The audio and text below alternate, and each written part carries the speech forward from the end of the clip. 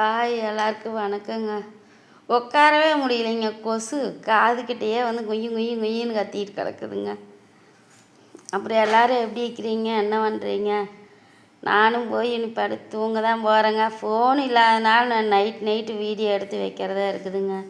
நம்ம ஏதாவது பார்த்தோம்னா அப்போவே டக்குன்னு பேசி வீடியோ போட்டால் ஒரு நல்லா இருக்கும். அது பூரா நம்ம நைட்டு தூக்கத்தில் வரும்போது எல்லாமே கோபமெல்லாம் போயிடுதுங்க நம்மளுக்கு.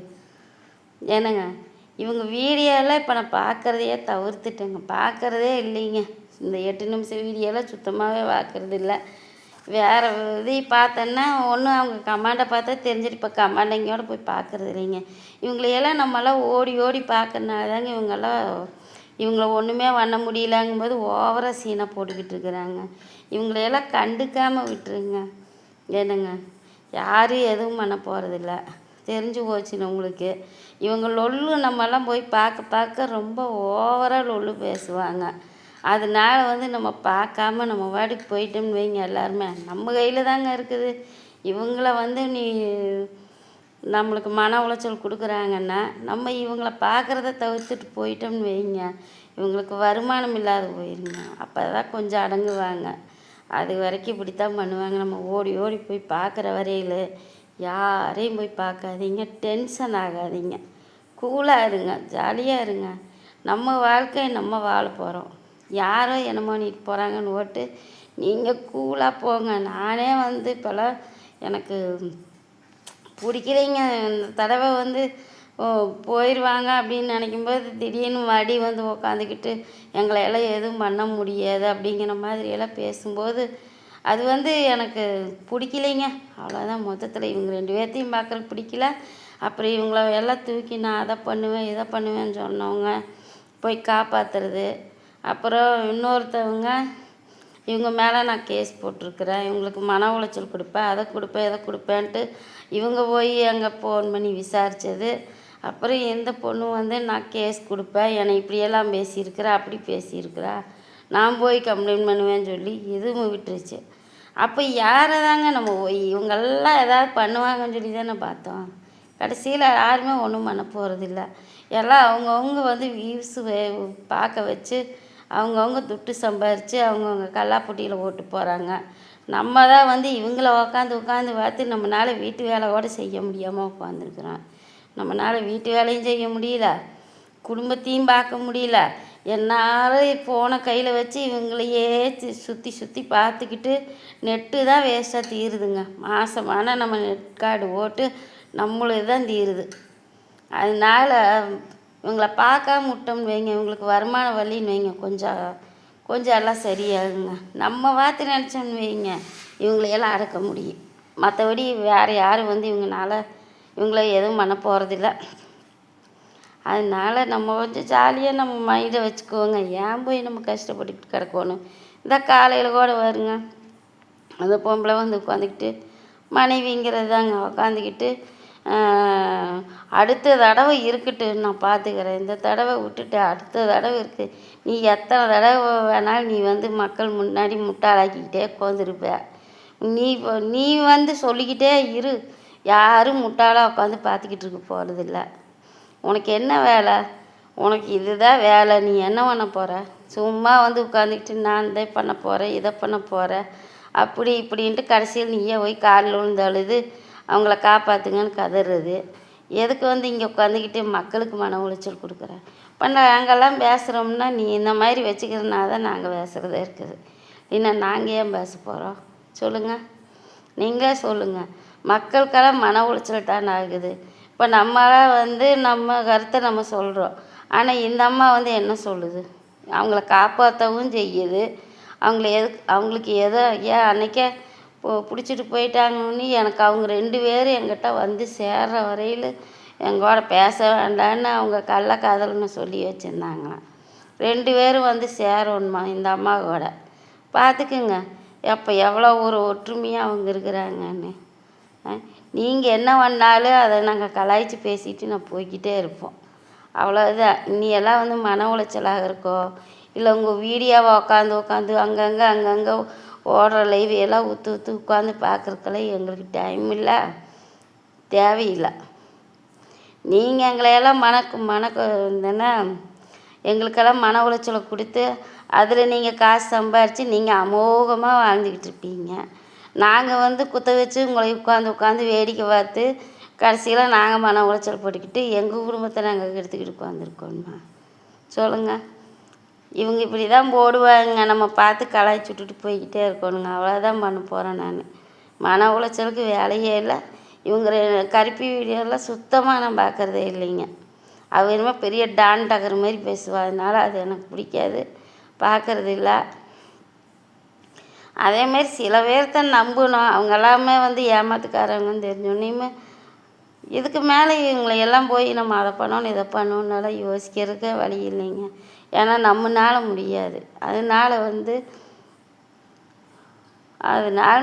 நம்ம தான் நம்மளை மாற்றிக்கணுங்க, வேறு வழி இல்லை.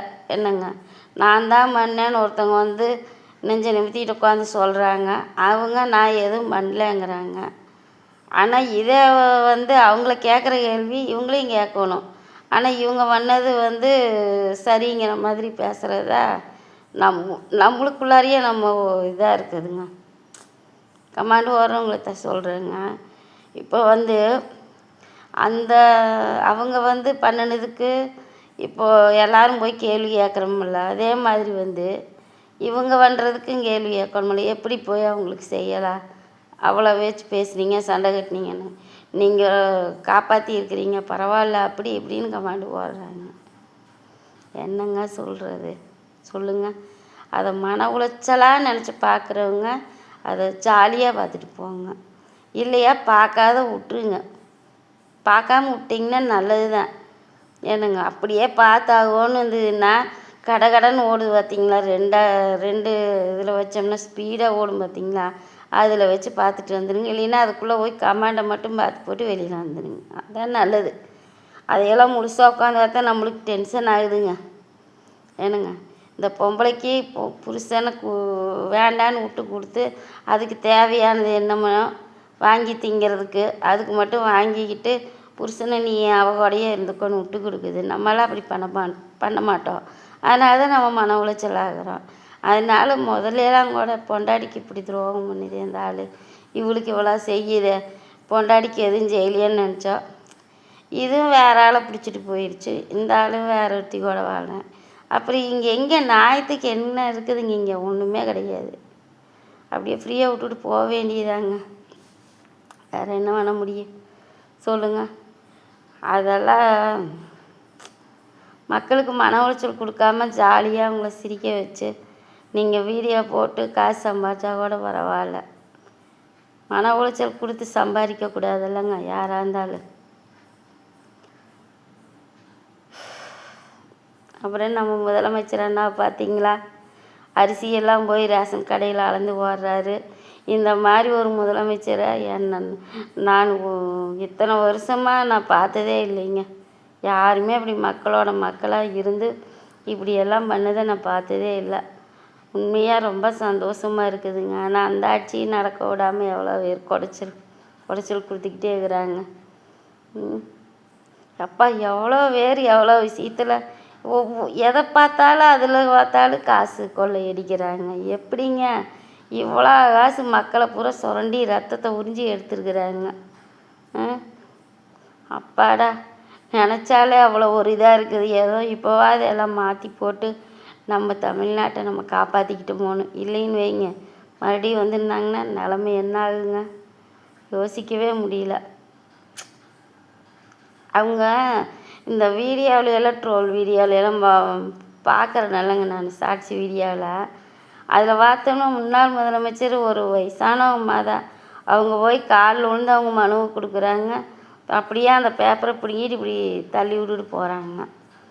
எப்படி தாங்க இப்படியெல்லாம் இருந்திருக்கிறாங்க? இதெல்லாம் இத்தனை நாளாக வரவும் இல்லை, பார்க்கவும் இல்லை. இப்போ தான் எல்லாம் தொலாவி ஒன்று ஒன்றா போகிறாங்க. ஒருத்தவங்க குழந்தைய எடுத்துக்கிட்டு போகிறாங்க. இப்படியே அந்த குழந்தைய அவங்க அப்பா தூக்கிட்டு இருக்கிறாங்க. அந்த குழந்தைய அப்படியே தள்ளி விட்டு போகிறாங்க.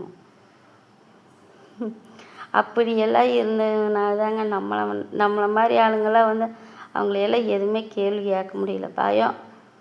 அப்புறம் லாக்அப் டெத்து ஒன்றா இருக்குதாம்மாங்க. எனக்கு சரியாக தெரியல. ஏதோ கடை வச்சுருந்தாங்களாம் அவங்க. கடை வச்சு அவங்க ஏதோ கடையில் விற்பாங்களாங்க அந்த போதைப்பொருள். அது சொல்லக்கூடாதுல்ல பேர். அதனால் அது கடையில் வச்சு விற்றாங்கன்னு சொல்லி கூட்டிகிட்டு போய் இறந்துட்டாங்களாம். வயசு கம்மி தானாம்மா, 34 வயசு தானாம்மா. இது மட்டும் மாறவே மாட்டேங்குது அண்ணா. இதுக்கு தனியாக கவனம் எடுத்து நீங்கள் பார்த்துக்கணும்.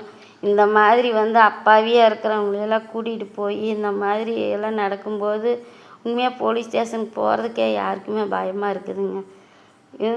ஒரு விசாரணைக்கு கூட்டிகிட்டு போய் அவங்க உயிரே இல்லைங்கும்போது அவங்க குடும்பத்தை யாருங்க பார்ப்பாங்க? இது மட்டும் நடக்கக்கூடாது. நான் எப்பவுமே போலீஸும் உங்கள் நண்பன் சொல்கிறாங்க. ஆனால் சில இடத்துல எல்லாம் நல்லா போனோம்னா நம்ம மேலே ஒரு அக்கறை எடுத்து சொல்கிறவங்களும் இருக்கிறாங்க. இந்த மாதிரி ஒரு வெறி செயலில் ஈடுபடக்கூடாதுங்க யாராக இருந்தாலும். சொல்லுங்கள், ஒரு விசாரணைக்கு போனால் அவங்களுக்கு ஏதாச்சும் ஒன்று அவங்க குடும்பத்தை யார் பார்ப்பாங்கன்னு யோசிக்கணும்ல. ஏதோ ஒரு சேனலில் பார்த்தேன், போலீஸ்காரவங்களாம் கம்மியாக இருக்கிறதுனால தமிழ்நாட்டு ஃபுல்லாக இருக்கிற அந்த போலீஸ் தான் எல்லாத்துக்குமே காவலாக இருக்கணுங்கிறதுனால அவங்களுக்கெல்லாம் ஸ்ட்ரெஸ் அதிகமாக இருக்குது, ப்ரெஷர் அதிகமாக இருக்குது. லீவ் இல்லை, ஒரு நோம்பி நொடினா லீவ் இல்லை, குடும்பத்தோடு இருக்கிறதுக்கு அவங்களுக்கு முடியறதில்ல. அந்த இதே அவங்களுக்கு கொஞ்சம் ப்ரெஷரான மாதிரி இருக்கும் அப்படிங்கிறாங்க. அப்படி இருக்கும்போது இன்னும் கொஞ்சம் போலீஸ் வேலைக்கெல்லாம் ஆள் எடுத்திங்கன்னா அதில் எல்லாரும் ஆளுக்கு கொஞ்சம் வேலையை பிரிச்சுக்கும்போது அவங்களுக்கு அந்த அளவுக்கு ஒரு இது இருக்காதல்லண்ணா. எத்தனையோ பேர் வேலை இல்லாமல் இன்னும் இருக்கிறாங்க. அவங்களுக்கெல்லாம் ஒரு போலீஸில் வேலை செய்யணுங்கிற ஆசையோடு எல்லாம் இருப்பாங்க. அவங்களையெல்லாம் வேலைக்கு எடுத்திங்கன்னா இப்போ நிறையா போலீஸ் இருக்கும்போது ஒருத்தவங்களுக்கு முடியலைனாலும் ஒருத்தவங்களுக்கு ஒரு கஷ்டமாக இருக்குதுனாலும் ஒரு நாள் லீவ் ஓட்டும் கூட அவங்க கொஞ்சம் மைண்டை ரிலாக்ஸ் பண்ணிட்டு கூட அவங்க வந்தாங்கன்னா கொஞ்சம் அவங்களுக்கும் மக்கள் மேலே கோபத்தை காமிக்க மாட்டாங்க. கொஞ்சம் பேர் போலீஸ் இருக்கும்போது நிறையா மக்கள் இருக்கும்போது அவங்களுக்கு மண்டையில் ப்ரெஷர் ஏறுது. ஒரு பிரச்சனையா பாருங்கள், இதுக்கெலாம் எத்தனை தடவை போலீஸ் ஸ்டேஷன் போயிட்டு வருது. அவங்கெல்லாம் எத்தனை பிரச்சனைகளை பார்த்துக்கிட்டு இருப்பாங்க. கூடாலும் இது வேறு போய் சும்மா பஞ்சாயத்து வைக்கிறேன்ட்டு போய் அங்கே நின்னா இப்போ இந்த மாதிரி எல்லாம் குடைச்சல் கொடுக்கும்போது அவங்க அந்த கோபத்தையெல்லாம் அரெஸ்ட் பண்ணிட்டு போகிறவங்க மேலே காமிக்கிறாங்களோ அப்படின்னு தோணுது. அதுக்கு நீங்கள் போலீஸ் எல்லாம் கொஞ்சம் அதிகமாக வேலைக்கு எடுத்து நிறையா போலீஸ் இருக்கும்போது ஒருத்தருக்கு ஒருத்தர் கொஞ்சம் எல்லாம் அவங்கவுங்க கொஞ்சம் பேர் வேலை பகிர்ந்து வாங்கிக்கிட்டாங்கன்னா அவங்களுக்கு கொஞ்சம் ரிலாக்ஸாக இருக்கும். மக்கள்கிட்டையும் ஒரு அன்பாக நடந்துக்குவாங்க. அதனால மக்களுக்கு பாதுகாப்பு கொடுக்குறவங்க மக்களுக்கு இந்த மாதிரி அரெஸ்ட் பண்ணிட்டு போய் ஒருத்தவங்க இறந்துட்டாங்கும்போது அவங்க மேலேயும் பழி வருது. அப்படி யாருமே நடந்துக்கக்கூடாதுன்னா அவங்களுக்கு கொஞ்சம் ஓய்வு வேணும்னா அதுக்காக நீங்கள் கொஞ்சம் வேலைக்கு எக்ஸ்ட்ரா போலீஸ் எல்லாம் எடுங்க. கொஞ்சம் ஒரு நாள் அவங்க டியூட்டி பார்த்தா இன்னொரு நாள் இன்னொருத்தவங்க அப்படி மாற்றி வர மாதிரி இருக்கும்போதுன்னா அவங்களும் கொஞ்சம் மைண்ட் ரிலாக்ஸாக இருக்கும். ஃப்ரீயாக மக்கள்கிட்டையும் அவங்க ஒரு பாசமாக நடந்துக்குவாங்க. ஓகேங்கண்ணா, அது நான் பேசுனது தப்பாக சரியானு எனக்கு தெரியல. தப்பாக இருந்தால் மன்னிச்சிடுங்க. போலீஸ்காரங்க எல்லாம் மன்னிச்சிடுங்க. உண்மையாக உங்களுக்கும் நிறைய ப்ரெஷர் இருக்கும். சும்மா நம்ம அவங்களையும் குறை சொல்ல முடியாது. நிறைய ப்ரெஷர் இருக்கும். லீவ் இல்லை, ஒரு எதுவுமே அவங்களுக்கு ஒரு ஃப்ரீடமே இல்லைங்க. எங்கே கூட்டம் போட்டாலும் அங்கே போகணும். நிறைய அவங்களுக்கு அலைச்சல், அந்த ஒரு கோபம், தூக்கமின்மை இதெல்லாம் தான் அவங்களுக்கு அவ்வளோ கோபத்தை உண்டு பண்ணுது. அதே இப்போ ஒரு வேலையை நம்ம செய்கிற வேலையை இன்னொருத்தவங்க நம்ம வீட்லேயே வச்சுக்கோங்க. நம்ம ஒரு வேலை எங்கள் வீட்டுக்காரர் ஒரு வேலை பகிர்ந்து செய்யும்போது கொஞ்சம் மனசுக்கு ரிலாக்ஸாக இருக்கும். மொத்த வேலையும் நானே இழுத்து போட்டு செய்யும்போது என் கோபத்தை பூரா எங்கள் வீட்டுக்காரர் மேலே பசங்க மேலையெல்லாம் நான் காமிக்கிறேன். ஒரு சாதாரண ஒரு வீட்டு வேலை செய்கிறதுக்கே சொல்கிறேங்க. ஆமாம், இவங்கெல்லாம் சும்மா உட்காந்துக்கிட்டு இருக்கிறாங்க, என்னை போட்டு உயிரை எடுக்கிறாங்க அப்படின்னு நான் இப்போ சட்டி வேணி போட்டுட்டு உடச்சிக்கிட்டு தான் விளைக்கழுவு கோவம் வந்துருச்சுன்னா. அந்த மாதிரி நம்மளுக்கு ஒரு வீட்டு வேலை செய்கிறக்கே அப்படி இருக்கும்போது ஒரு நாட்டையே எல்லா பக்கம் சுற்றி பிரச்சனையும் நடக்குது. அத்தனையும் அவங்க சமாளித்து அத்தனையும் அவங்க சரி பண்ணி கொண்டு வரும்போது ப்ரெஷர் ஏறும். அந்த கோபத்தில் என்ன பண்ணுறாங்க, மக்கள் மேலே தான் வந்து காமிக்கிற மாதிரி இருக்குது. அதே அவங்க வேலையை பகிர்ந்துக்கிறதுக்கு இன்னும் போலீஸ்காரவங்களாம் இருந்தாங்கன்னா எல்லாருமே கொஞ்சம் ரிலாக்ஸாக இருப்பாங்க. ஓகேங்க, பாய். காலையில் தானே வீடியோ வரும். நாளைக்கு நைட்டு மறுபடி வந்து வீடியோ எடுக்கிறேங்க. பாய். ஃபோன் வாங்குற வரைக்கும் தாங்க இந்த பிரச்சனை. ஏதோ சின்ன பையன் அவன் ஃபோன் வாங்குறேன்னு சொன்னான், அவன் வாங்கிட்டானா என் ஃபோன் எனக்கே வந்துருங்க. வந்துருச்சுன்னா அதில் என் கையில் ஃபோன் இருந்ததுன்னா நினச்சப்பெல்லாம் நான் வீடியோ போடுவேங்க. பாய்.